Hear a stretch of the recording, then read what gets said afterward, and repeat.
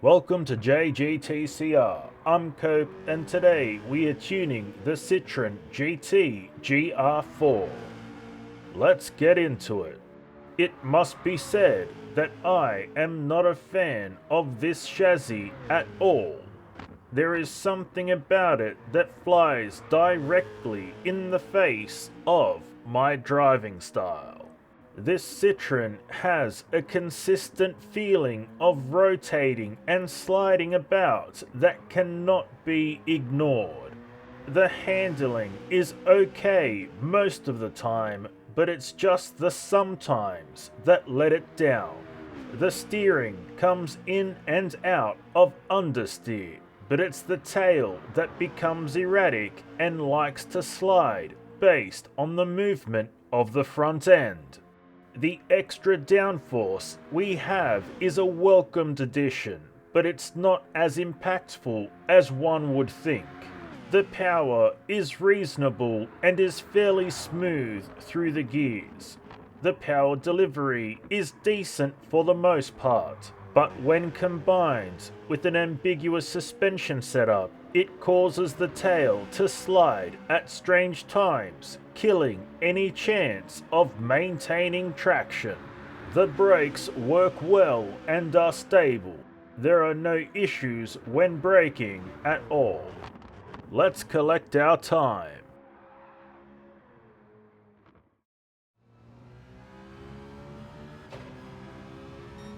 Seven minutes, 2.6 seconds.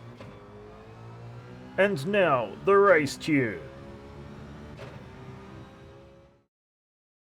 Our race tune had a split focus with over and understeer being an issue. This tune appears to be the happiest medium we could reach when negotiating between the two. Let's see how it performs on the Nürburgring. Modifying and tuning this Citroën has made a great deal of difference overall. Our slides have been minimized as well as the floating sensation up front. We can definitely be more confident in turns and more aggressive in general.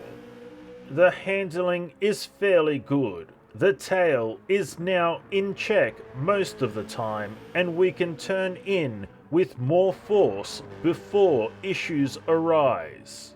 The steering is sharp and its response is timely, giving us the long-awaited predictability we desperately needed so much. The power has been bumped up mildly, and it can be noticed in speed perspective. However, this is possibly more noticeable due to the fact that we have a decent suspension setup to support the power hitting the ground properly. The power delivery is very reasonable. There is plenty of strength without being overly aggressive. The brakes are still extremely solid with no issues and plenty of stability when decelerating. Let's collect our time.